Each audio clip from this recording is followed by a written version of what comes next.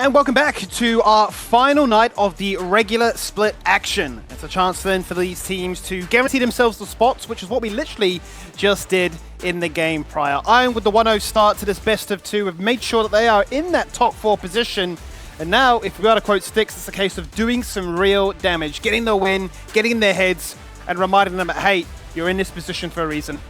Yeah, and I'm curious to what it's going to be, Skimmy. You know, are they going to go for the, all right, we want to run it back with a real serious comp just to make sure everyone fears us a bit going into playoffs? Or are we going to see some stupid stuff being cooked up? You know, it is that time where you get to have a bit of fun as a pro player. You know, you are playing on stage in front of all these people, but you get to have a bit of fun with the draft, still play seriously, but enjoy yourself while doing it. Well, that's it, and you do have to wonder what the player's approach is to this one. A case of, well, I mean, for Shinky, it's just lean back, relax, and lock in. What is it? Nautilus Leona. Nautilus Leona, the life of these supports, man. It's torture. I feel like we've almost gone from a world in which top laners hated their life that now supports are like, it's even worse for us, guys. We only have 2 champions. They just need to complain harder, Skimmy. You know, I know top laners in the past, like, if they have to play, like, you know, 1 game of Ornn, and then all of a sudden, you know, next week they're back to playing Camille and Jace and Irelia. The supports just need to complain harder, or they need to sell their case better. Like, guys, Sona's broken. Like, trust me. All we need to do is wait 35 minutes. I need 4 items. We need Baron. We need towers left, and we can win then. I feel like it doesn't matter what game you're in, there are passionate people about roles and classes and identities, and they'll say, you know what, I'm weak. And they'll go into their Reddit and they'll post all their hearsay and they'll fibble the math and cook it up to work in their favor. They'll get a buff and it's like, ha ha ha, they don't have an idea what they're doing. We're actually broken now. And then they just LP farm all day long. We've seen it so many times. And I think AD carries are probably reaping the benefits of that, right? Crying, and now suddenly the most broken in the game. Yeah, dude, oh my god, Skimmy. I love, you know, people complaining about their role, especially Reddit threads, you know. I saw the classic, like, what's the rune, the healing rune that everyone's complaining about currently? Oh, the Font of Life? No, on the precision tree. Oh, Triumph? I'm Googling, Skimmy. I'm Googling, hold on. You find that out for me, mate. Absorb Life. Okay, so everyone's complaining about Absorb Life on 80 carries, like, oh, it's so broken, it's not fair. And then I'm like, but you can run it on other champs besides 80 carry mids. You know that, right? You can play Absorb Life mages mid, like, it's completely fine.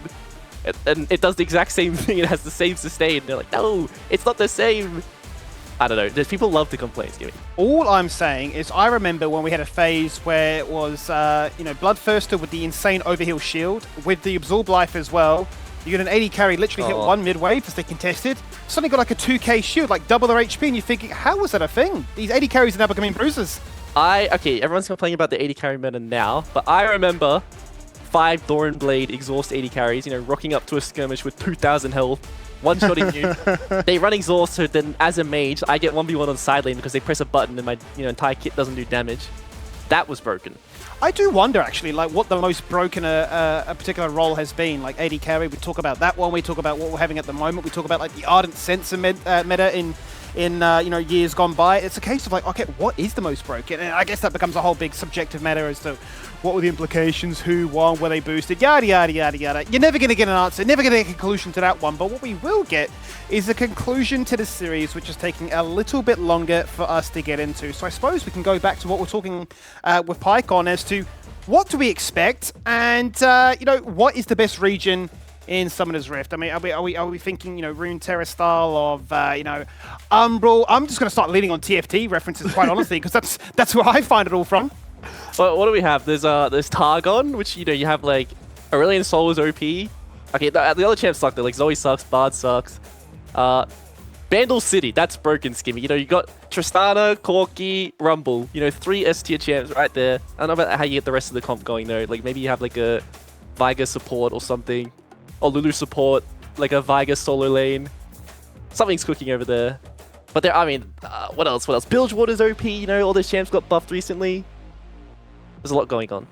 There is a lot going on. I'm just like, I'm Googling through, thinking, okay, what other region could look to try and contest? And I think Yordles are just broken. Really are just broken. All we need now is Lulu to come back into the fold of things, forget these other supports, go back to the Enchanters, and we win even harder. Now, I'm confused. We are missing a ban there. Is that simply they're just forgotten? Or has something else happened as a result? But either way, they've let the Aphelios go through. And if that's a little bit of cheeky BM, it's a case of, I dare you, Katsuri, to lock this in. That was a misband scheme. You know, the voice of God came into my ears and whispered that that was a misband. So, you know, unfortunate to Ion, but I don't think they really mind. Sometimes, you know, missing a ban is you know, it's a benefit to your team as well, the enemy. You know, leaving champs up means there's more that the enemy has to think about as well. And the Zeri first pick for Ion, is this finally your top lane Zeri, Skimmy? Oh, please, please, please, please. If Doraemon could add this to his repertoire of champions, I'd be a very happy man. It makes a case of, okay, rest of the league, keep an eye on me. 3 picks, 380 carries, Skimmy. Are we going to hit the coveted 5? Are we going to finally hit it? Okay, Ezreal's still up. Potentially a flex for mid and bot. What else are we cooking with? What else are we thinking would be locked in? Maybe an Ashe? Okay, so we're going to get at least another 80 carry for Ion, surely. Surely. Okay, this is the Yasuo being locked in, so maybe it's mid lane. Okay, are we going to get 4, Skimmy? We need someone to play support 80 carry. I need a support 80 carry. That's exactly what I'm thinking. Like, surely it's like an Ashe if we're trying to be super cheeky in that regard. Get a little bit of Freljord action in there as well to go back to our, you know, lore talking point. But either way, Sejuani, I'm glad to see more of it. I keep asking for it. I think it's strong, especially when we have all these bruises being locked in on autopilot. Why not just get that easy CC access for these junglers to do their job well? Talia, though, is going to be the response as they make sure that, well, it still can be a jungle mid-flex, but gives them the rotation ability to try and match Iron better. That's a very squishy team that Dials have brought forward to him. You know, 3 targets for, you know, either going to be like a Leona or a Nautilus or a potential assassin in the bot lane. You know, what are we going to see, Skivvy? Very curious about this draft so far. They still look, you know, quite serious. This looks like a champs you would prioritize, but it also looks potentially be quite fun if this area does go to the top lane. Yeah, it certainly could be if it does go top lane. I would be keen to see how they look to try and round it out. If it were to be a case of Iron just simply locking in their own champion for their own position, that would be pretty damn base to say the least. Out come the Yordles, there it is! Are they listening to our stream right now? We literally said ban away Lulu because Yordles is broken, Bandle City a little bit too good, and they say, you know what? We'll do just that. Who are we missing from Bandle City, Skimmy? Hold on, I'm Googling right now, and oh, Yuumi! There you go. Ah, dude, I didn't know Yuumi was a Yordle. Neither did I. Today I learned. Well, I guess there are Yordles who aren't from Bandle City. You know, there's Heimer, who's in Arcane. So, you know, he's chilling over there in Hextech Land, doing stuff. If he's still there. I just thought Yuumi was like in a category of her own, just like Demon Spawn, you know, like Jebel Teemo. Like, you know, doesn't conform to anybody. Just like, I live on my own and I'm just here to annoy the entire community. So many supports, though, taken away. The Brom, the Poppy. I mean, you can class Poppy as a support. Shinky has played it before, as well as the Nautilus. So they say, you know what? Leona's up and available, but we just won't go for it. Out comes Rel. Okay, so with the brand being locked in, is this a brand? I still don't know where this is going to go, Skimmy. You know, if the Nami is locked in here, this could be the brand Nami bot lane that we, you know, have heard so much about, but, you know, still could be going anywhere. Could this be a Yasuo top, Zeri mid? What's happening? I mean, that is a good question. What is happening? Is this going to be simple, or are we literally playing what is in our role? You do need the AP option, and that will be found in the brand. Is Sejuani going to... I mean, so many questions, so much time to figure it out once we get confirmation from the Direwolf side as to what their 5th and final pick will be. They need another bruiser, another sense of engage, and it might be their chance now to showcase how the Aatrox can pilot. Okay, I think this is going to be a brand 80 carry. That makes the most sense to me, right? I feel like the, you know, Jovi, Yasuo makes sense, right? You know, very aggressive player playing one of the Wind brothers with the other one being banned. I feel like Zeri, flavor of the month pick in the top lane. Doraemon wants to have his fun here, but look at the laughs, look at the smiles coming through with the Ornn being picked. Potentially a very, very good matchup for the Zeri. They're just cracking up. They must know something that we don't at this stage because they have clearly got what they're after and has put, you know, Direwolf in a bit of a pickle. As to, well, what is the magical response to this? Do we want to go for Aatrox? Do we need to go for Camille's split push tactics? Or do we just pray that the game goes long enough that our 80 carries are strong, they've got 2 items, and now they've got a few ornaments to boot? You know, okay, this could be complete, like a very boring draft. It might just be like a brand jungle, Sedge top, the Zeri 80 carry. You know, maybe we're completely wrong, but, you know, we're smart, Skippy. Right? We are smart. We're smart. Look at our predictions. So look at our predictions. We're calling it. Look at our power rankings. We know everything. Very standard draft from Direwolves, though. You know, they are, you know, still no implications left on this game anymore. Everyone is locked into their positions, but they are going for a very, you know, comfortable Katsuri comp, I would say. They have a front line. They have the double 80 carries. I would say this is a very standard comp. in this meta, and if it does work, Ornn is a pick who enables AD carries, I'd probably say the best out of everyone on the top lane, giving them that extra 3,000 gold in stats. But with confirmation right now, Skimmy, this is a brand AD carry. There you have it. We've asked for it, and they have certainly delivered for us. I'm a very happy man. They literally picked their champions for their own lanes. It doesn't get much better than that. It really has been for Direwolves to cook up a response to this one. And Emphis, no doubt, is going to be hoping that with the Corki in his hands this time, the shoe is on the other foot. A chance then for Jovi to feel that wrath. And you've had some concerns about him on these melee champions. Well, will that come to fruition on this occasion? Yeah, I'm curious to see what he's going to look like on Yasuo. We have seen so much of him on the Yone. I think Yone's a bit of a weaker early game champ. Scales, I would say, a bit harder than the Yasuo, but Yasuo, way stronger in the early game. Being able to use that wind wall on pretty much every single wave, deny the phosphorus bomb at an Emphis, so you're kind of forced to max that Gatling gun as the Corki now, because if you go for that Q max, all of a sudden your entire kit or majority of damage in the early game is just denied by the wind wall, which can be spammed. Yeah, that wind wall's going to be pretty annoying, right? Denying a lot of these crucial ultimates from the Direwolf side as well for the engage, or even just for the execute too. So, utility throughout this game is certainly to be the case here. The Leona Sejuani pairing together to lock down, and no doubt then empower the Yasuo to get this party started. But the real question has to be, finally, we're seeing more AP mages in this bot lane. You'd think, yeah, sure, like a Ziggs, a Syndra, maybe a cheeky Karthus. No, we're running it back with a Brand, and not in a jungle where everybody's expected to see it. Yeah, Brand is actually an extremely underrated laner. He was nerfed on 14-13 because of how strong he is as a laner. His damage is really hard to dodge as a a person who's matching him up in lane, because what happens is he applies the W onto those minions, which extends how big the explosion is of his E. And if you go for that max on that E first, you're doing a lot of poke damage, which is hard to respond to. Yeah, so much damage can then be funneled into a huge combust basically to trim down that entire wave and then tickle you in the process too. And I think we've seen this many years ago. I want to say from bare memory, it would have been like Order that had played Brand in the bot lane many years ago. I have to fact check that one when we get a chance. But either way, it's exciting. And a chance for them to see how they can play it. Double cleanse then in the bot lane to get this one under wraps as Shinky takes the first opportunity to try and bully Hexflash out of that brush. Not to be found though, and no summoners burn. I like the skin choice though, Skinny. I think Zombie Brand is like, you have to play this skin if you play this champion. Best. It's so good, and it has the ability to spam the the zombie cry. I remember like playing ARMs and stuff and just hearing that one being spammed on repeat. You gotta mute him straight away because it gets a bit too much sometimes. But I'm curious that he did go for the Dark Harvest. I think that after the rune change, it's kind of a weak option unless you can get an insane amount of stacks on it. They changed it. It doesn't have a lot of base damage, but scales better now. Whereas, stuff like Comet paired up with the Scorch can do a lot of damage and is what we're used to seeing from these, junglers.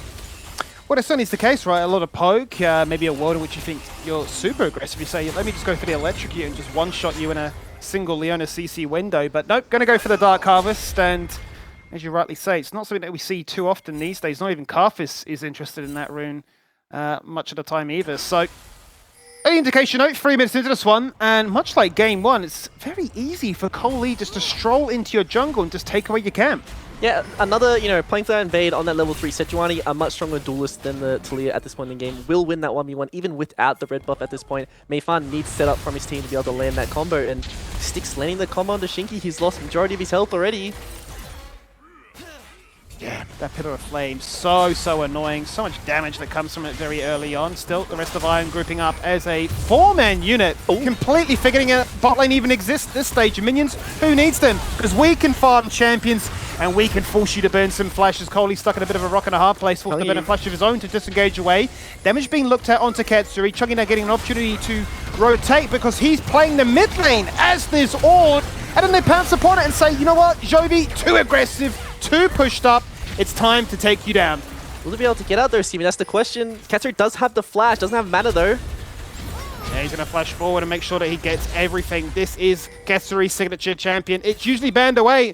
He wants to make sure, if you don't ban it, you will simply lose. But there's the Brand, there's the Leona, and the lockdown answers. That's the classic Brand combo. Something we're used to seeing is the, the Q into the E, well, Q flash, follow that with the E. Really hard to react to, it doesn't have cleanse or flash. You can't outplay that one. Instant stun lands, pair that with the Pillar of Flame, and you've landed your combustion, Skinny. What do we think about this mid matchup? Obviously, you've been familiar with metas like this, where you play bruisers and almost like top lane champions in the mid lane. Do you think this is a good rotation and a lane swap? I think this is a good lane swap coming out of Direwolves. It just allows 80k versus 80k in the top lane, so they'll be able to scale evenly. And a lot of damage going on to Shinky in the bot lane, and might be a bit of an overextension from Hex Splash as he does go down. Ooh. Shinky walks that one off, so back to the mid lane though. I think that Ornn is good into these low range champs. He has extremely high base damage. If you can land those brittle procs, he does have a lot of base damage to be able to take down these members, but going into the replay, this could have been an overextension from Hex Splash. I think that it can't really follow up this damage onto Mayfarm because of the pebbles denying any dashes, which both Yasuo and Sejuani are prone to. And with the collapse from Chungi here, lands that knock up onto the wall, which isolates Zobi out of this fight, and they get that kill. They certainly do. I think, yeah, the minefield really being the MVP there to make it very difficult for Ion to continue to push on forward. And just based on the amount of time it took to get that fight found, yeah, easy for the Direwolves to rotate and respond. And that's why 5 minutes in, they find themselves already with a 1k gold lead. Lane swaps working, kills to be found, all in the right places too, as Mayfarm's going to be on the strong start now as that's Talia. Yeah, and I'm curious about what the Zeri top build is actually, Simi. Is it going to be like that same Static Shiv into Hurricane? Is there a different like Bruiser-esque Zeri build where they go for like more in the shield bow, Bloodthirster as a second item, something they can be a bit more frontliney? Well, you do sacrifice a bit of damage, but because you are so high level from being a solo laner, you do make that up in base damage from the levels, so not such a bad option if that is a build that comes forward. Well, certainly a consideration. I am curious also if we're going to get like the water sprinkler, wave clear build that we've come to see time and time again, or if it is going to look to try and tech into what we've seen from Zeus, for instance, right? Still going for the static shiv, but then just going all in on the crit strike with your, conventional IE Bloodthirster, so on and so forth. So, does he want to opt for the 1v1, or does he want to go for extra wave clear so they've got the tempo control? Because that was certainly a big hallmark of what made them so good in game one, right? Is the ability to play to all three lanes and always find success. Jovi here, just going to be flirting with danger, dashing through all these minions, then pops the ultimate and says, I'm just going to take you down. Blocks the ultimate with the Windwall, says sayonara to you. It's not happening on my watch. There's a two-man knockup, but make it a glacial prison and make it a glacial tomb because you're locked in place and you might be falling on down to an early cast going against you as Direwolves find a kill. Ooh, what a skirmish, Jimmy. A lot going on there. Jovi was the main target there, but is able to skirt that one out. This is one of the strengths of Yasuo is you start dancing around these team fights. Doesn't have access to the Berserker Greaves yet, so it doesn't have the the cooldown onto that Q maxed out. You remember in times past about how this champ works, but let me hold my point as we're seeing action onto the sticks in the bot lane. Yeah, no time to break these games down, given the fact that these players just want to go, go, go. Cleansing to be burnt by sticks under a lot of pressure from this route. And a dive looks to be inevitable as, yep, there is the flip back. And then, well, really for Hexflash, she says, I'm dead anyway. Why not jump in and try and take you down with that ignite? Fortunately, doesn't find the kill there, but that's a very easy gank for Mayfarm. This is what's really nice about teams who, a lot of the time when your jungler is hovering towards you, you don't want to wait for them to come for that gank. You want to set up the trade initially. You can take an aggressive trade where even if it isn't favorable for you, you have your jungler in your back pocket. So if anything happens, they can come clean up. They can even play for the dive that is favorable, and that is what happens right there. Let's run it back and see what happened in the top lane as well. This is that other lane swap to keep your eye on, and you'd say this one may be a little bit better for the Zeri if the spacing works well. And it simply works that way, doesn't it? You'd imagine that the Corki would be a little bit too free to find the kill, but Doraemon showcased that it's not all about the bruises. He can play the AD carries too. Does have the combat summoner himself in the barrier versus the teleport of Empus, so he feels very confident dashing forward into the Corki, even though they are quite similar in strength. Does a really good job to dodge a lot of those rockets and the damage coming out of him. So just a nice 1-for-1 by Doraemon there. Maybe it's just that blood in his veins. He's watched Violet, played with Violet so many times before. Says, I can play the AD carries too, but I just found a little bit more love in that top lane. Certainly not a bad partner to teach you the ropes and get you familiar on those champs. And we'll see him though still be under a lot of threat as Shinky is going to go for what you'd imagine to be a cheeky little lane flip around to keep him intact. But yeah, I suppose the question does become, how successful has it been overall? Because still, Jovi is so far ahead. Yeah, but he is ahead in the CS department, but you look at their inventory, Simi, and they're quite similar in terms of items, and this is the main thing about tanks. You don't really need to be that 10 CS per minute play. You can be a 7 to 8 CS per minute because you are a lot of the times in these bad matchups, and you still have the same output in these teamfights. But I think something that is extremely underrated as tanks is people like, oh, I'm a tank, I don't need to get farm, I can group. If you're a farm tank, Simi, all of a sudden you're unkillable, and when you are unkillable, your carries can do more damage because you can create more space in team fights. Your base damage is really high when you have experience as well. especially really important on because you want to get to those, you know, ornaments as soon as possible. Absolutely, yeah, for sure. I mean, it's not a case of being self-sacrificed to make the team do more work. You need to empower your team as well, and Styx running the gauntlet of running away from a double-pronged attack there. Very difficult to try and outmaneuver that of a flip, shove, and a knock-up from the Ram as well. But he's burnt a flash, no summoners now, and a very squishy, susceptible Brand. Yeah, you're going to have to see as the game goes on what happens, because, you know, we talk about Jovi being so strong, but he doesn't have any setup this game. You know, when you see the Yasuo's, you're used to seeing like the Zac, the Diana, the Gragas, this big knock-up to be able to allow him to get in there with that last press, but there isn't that, you know, set up this game. A lot of this is going to come off his own tornado or the headbutt coming out of Cole. He's just a very quick spell that he needs to make sure that is communicated so he can react to that and get onto these carries in these team fights. But that's exactly right. I mean, it's not your ease of execution with like a Gragas or anything in the top lane to rely upon. They have gone fully all in on the idea that I can win without any assistance. I don't need your protection to make me look that much better. First Dragon then, going to be looked at 10.5 minutes. All the grubs go the way. Don't die whilst these teams take down the Dragon. And just hit you in the process as well. Clad Drake taken off the board whilst you recover. 3 grubs then go the way of Ion. It just seems to be a case that Divals are never interested in that one crucial objective. Yeah, I did the classic, went for a sip of tea and it went down the wrong hole, so died a bit there. But, you know, they do pick themselves up the Dragon, so even though they are losing this early game right now, they haven't allowed themselves some time to be able to scale as this, you know, game goes on. Because you look at their members, you got Zeri, they have a hyper carry on the top side, they have this Yasuo crit scaling mid laner, which is really important about if they do find access onto the double carries in Corki and Aphelios and be able to lock them down with all that damage they have. Yeah, for sure. I mean, it's going to hit a point, right, where Jovi can play cleanup crew, just working his magic around this Brand that can pad them all down low. I mean, we've already seen it take place, right, when Ground Zero played. It was the combination of Schönfire and Lemus together, 2v4ing, 2v5ing. It was just so much damage. If you clump up and try and go for the win. 3 becomes 6. As we just mentioned, Divals are simply not interested in this top lane objective. And it just makes it so easy when teams are so aggressive and so proactive to say, well, if you don't respond, if you don't match us with all these crazy lane flips, your towers, your map, it's no longer there. Yeah, and I think this goes to show, you know, a bit of macro prowess. Shinky was mentioning he feels more confident in the macro department. Have to see if they do get the pick on the Styx here. Does not have flash. They've tried multiple times, and this time they will finally find it. Everything really thrown towards that Styx there, and rightfully so. He had no summoners.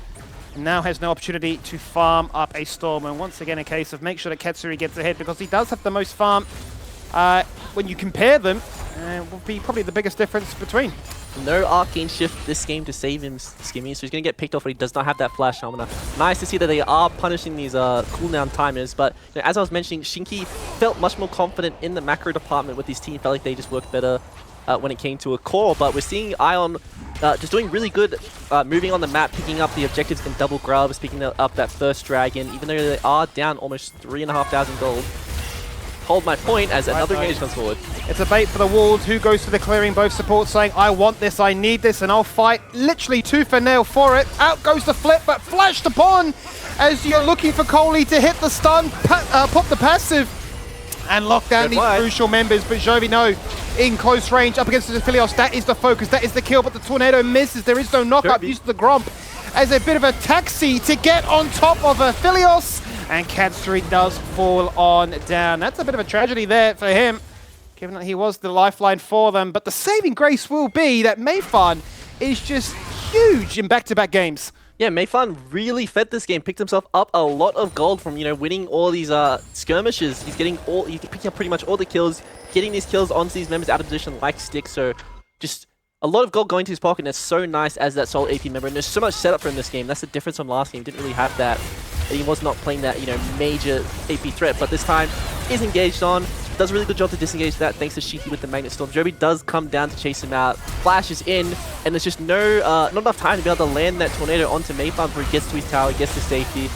And I think that a lot of these Tornadoes, you know, we see the first one miss onto Katsuri, so he does not get that ult off. See the second one miss again onto Katsuri, so Jovi just chasing down these members with these pure, you know, base Q and auto attacks, but does not get the ult off in time. Slim margins, as it has been all season. multiple occasions going against the grain of play. Doraemon, though, up against it with a ult thrown towards his head. He endures it and says, well, I've got a Sejuani. And she is ready to back me up. Shinky sees that low down Zeri and thinks that's my ticket to going in, but he's left his team to the wolves, no pun intended there, as both Mayfan and Chungi are forced to flee back to the top side. And would you believe it? I would say, well, we're strong, they're weak, they're empowered by really a bit of greed to stick around despite the low HP bar, so Stick just tries to get it all done! Oh, Mayfan is a good guy though and splits apart from the team. Almost finds himself the explosion damage, but the main winner here is not going to be Katsuri as he goes down on mid lane. It was Emphis by himself on the bot lane, picking up that solo tower for himself. Should have his rifles here on the base as he does pick that one up. But I like the Blade the Rune King purchase from Doraemon. You're being able to do that damage to these health stackers, especially the tank coming out of Chungi. Yeah, absolutely. It's a nice cheap spike. You heard Sticks mention about the Ezreal. Just play a Blade of the Rune King if you need some early armor penetration. But Zeri's certainly a champion that does like investing all those items towards the crit chance. So either way, it's a nice little addition here. Joby is at the top of the charts. 7,000 gold to his name. As mentioned before, though, Mayfan's been doing a phenomenal job sitting at 4-0-4. And quietly achieving has been Emphis on this Corki. Yeah, really nice to see Emphasis having a day and night performance compared to last game. He finally got himself onto a mobile champion that is going to be able to scale up in this game. Is on the clock when it comes to CS. Hitting that 10 CS per minute. Does have items and he can have an impact this game. What a second objective being looked at, and yet again, Direwolves just not in a position to contest it. They just clearly value experience that much more. Chungi going to find yet another turret, making it even Steven at 2 for 2 now. Ooh, a clear indication that we just want to get to level 13, we want to get to level 14, 2 items. Look at Katsuri once again, we're waiting for that Phantom Dancer, and then perhaps we feel inspired and strong enough to fight fire with fire, given that they're already heading gold tally, but they're risk adverse. Yeah, and that is one of the nice things. You can, I think when you are in the lead, you can be a bit greedy, but like, all right, we can give this objective, we don't really care. We want to hit our major power spikes as soon as possible, which is going to be 2 items on both 80 carries. I think that Mayfan has spiked, but may just scale throughout the game regardless of what state it is in. As long as they are strong, they will do damage. And then looking at their counterparts, they are, going to be quite far ahead just because their items are a bit cheaper. And if they extend like this, I don't think Zervi can outplay this 1v4. But let's see what he can do. So far, he's really ignored every bit of CC thanks to the wind wall and to some fancy hands. Maybe he can, or maybe you just hit the caster go. Spoke too soon. In the end, you're thinking maybe the cavalry has arrived just in the nick of time there for Ion. But Shink with the flash forward, the 2-man Magnet Storm, and the waiting of a Moonlight Vigil, which only tickles 2, but does allow Emphis to find that first one and to put Brand in the grave for 20 whole seconds. Hex Flash, next one on the chopping block, and the gold lead now is truly demonstrated. 3 members down in advantage for Direwolves, but the whole time Doraemon in that bot lane picks himself up and in the tower. All these waves are pushed out for Ion, so they aren't losing out on a huge amount that you would expect. But Jovi took a long time to go down in the skirmish, and I almost thought he was going to outplay this one. We see Emphis throwing out a lot of respect with the initial, flash onto the second tornado that he does throw out here. But nice job by Direwolves to lock him down to make sure that he is going to fall down, and then Ion. Maybe a bit disrespectful, Skimmy, to take this fight after, their main carry is dead because, Sticks just isn't strong. He can't really 1v9 yet. No, they're certainly strong, but not strong enough to entertain any crazy ideas like that. And those are the opportunities that Direwolves need to come back into this one. And yes, it might not change anything in the standings, but it, like we discussed before during the pre-show, right, it is that mental edge to know that, yeah, we demonstrated something different and we won, or in this case, maybe you did lose with it, and Direwolves get to laugh it straight to the bank. Doraemon, though, going to do some ice skating. He just jumps across the wall. Chungi thinks he's found an escape. Half and Coley and Sticks say, no, no, no, not today. Rift Trail summoned in the mid lane there. The Iron members are going to have to rotate back to the mid side. They still don't have the cooldown of the Glacial Prison on the Sejuani to be able to engage onto these members if they do overextend, but the Rift Herald will not get the charge of Skimmy, and that is a nice, denial by the Iron side, picking Chungi off on the side lane, who thought he felt a bit safer than he was. Oh, look at that. It's just not fair for Katsuri. He's the only one they wanted and the only one that was in a position to allow the Solar Flare to land on his head and take him down in a heartbeat. The Verdant Barrier on Mayfunk was a nice pickup, and yes, it's denied a lot of burst, but he's unable to protect any of his teammates. Had the flash, Skimmy decides not to throw that one out to dodge the Solar Flare. Just falls down instantly, and more dives coming through anyway. Yeah, as soon as those cooldowns come back up, Hex Flash and Coley instantly chuck everything towards that mid lane. Double kill Fanfight and Doraemon, and they'll chuck out the Call of the Forge Gold because Chungi's on a flank with a deep ward in the mid lane to TP into success. He'll take down Sticks. but in between the passive of a Sejuani, the knock-up from a Yasuo, it's just another kill. And this Zeri is 5-1, and I'm a very happy man. I really like this buy that Jovi has picked up, Skimmy. This is a very underrated Yasuo build item. Getting the Vori on the champ means you just spam these win walls in these team fights, and it is so annoying. As like a Talia, your rocks are blocked, 80 carries, you can't auto attack all of a sudden because this is this win wall that absorbs all your damage. But a really nice dive coming out of the Ion side. They're punishing the fact there is no, they have numbers advantage. They are punishing what I would say is some disadvantage, but they did have access to these flashes. Both members who fell down in Katsuri and Mayfarn had flash in these fights, but they're just not using them defensively. It brings into question, what are we waiting for at this point in the game? Is that not a turning point? Are we all just aligned on the idea that this game is close, do a quick score check of where we're at on items and think, okay, it's all in on this Baron? That was what the dance was in game one, and we feel like it's going to devolve into that kind of madness again. Wall coming out, Skimmy. Styx is caught, does have the flash though. This entire series, he has been pushed up hard, hasn't he? They've got a big bounty in his head saying that you will not be able to play this game and have any fun whatsoever. But let's see the utility found in this win wall and just how quickly Jovi gets to reset it. It's going to be the one-man tornado, the passive from the Sejuani, the Magnet Storm that does absolutely nothing, and the Brand in the backline that zones the entirety of the Direwolves backline straight back home. He'll find a double kill, a little bit of reprieve for him, and a solo flare that nearly ended Enfys in the process too. And it's just so commanding and so controlled here from Ion. And there it goes, wide Skimmy, but we thought that was Styx getting caught out, by all those members that were diving onto him, but, as soon as they turn their back to him, he pops the combustion, he throws out the Pyroblast, Fire Blast, throws all over the team, does so much damage when they cannot respond to him in tandem, and sets up his team to do so much damage there.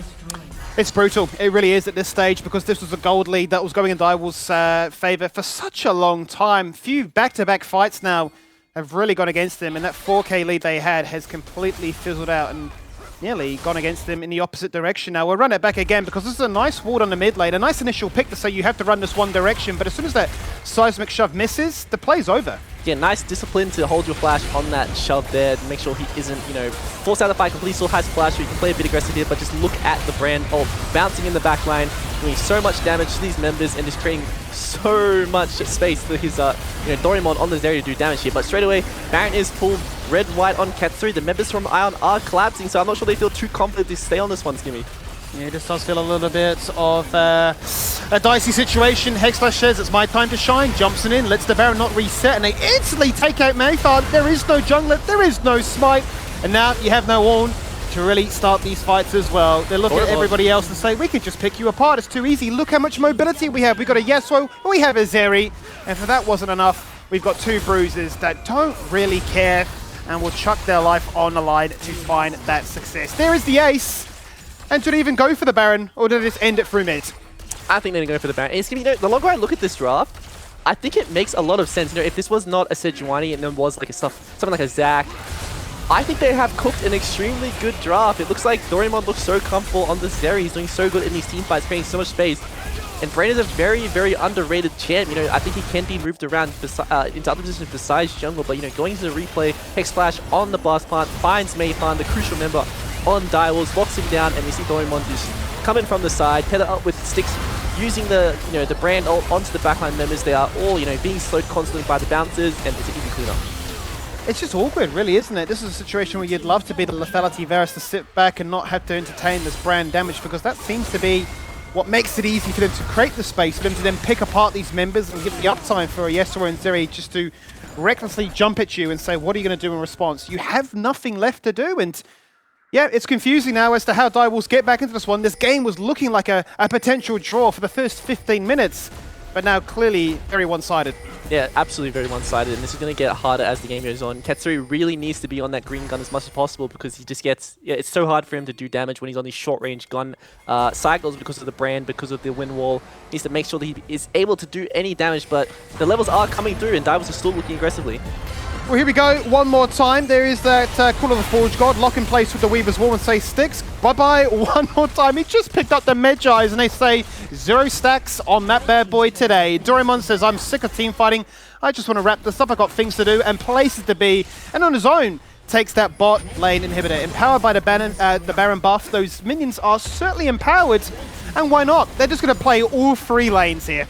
This is the wave clear Zeri build. You have the Hurricane and the Hydra, but they are going in again. Might be the end. Gimme. Seismic Shove not going to find it, but the one-man ultimate Fate Seal getting it done there from Jovi to lock down one more kill. It's going to be Doraemon that opens it up with a double kill. As they say, triple inhibitor, it's overrated. We don't need to do it. Back-to-back 25-minute victories, an incredibly quick series for them to wrap up the 2-0, to claim the 4th spot, and to go into playoffs with so much confidence, beaming with pride and prosperity. They get it done, and they put Direwolves in the dump. Yeah, this is a really, really nice showing from Ion, even though this game was quite close. I'll give me time to shine, so you hold on. He says, imagine I'm Yone. Okay. Okay. Look, you've tried to cook. Maybe not your best one there. Maybe not your best one. Go back to the drawing board. What is the quote? It was like 1-4. You got to remember what's the Yone blade. One to seal. That's the one, bro. That's the one.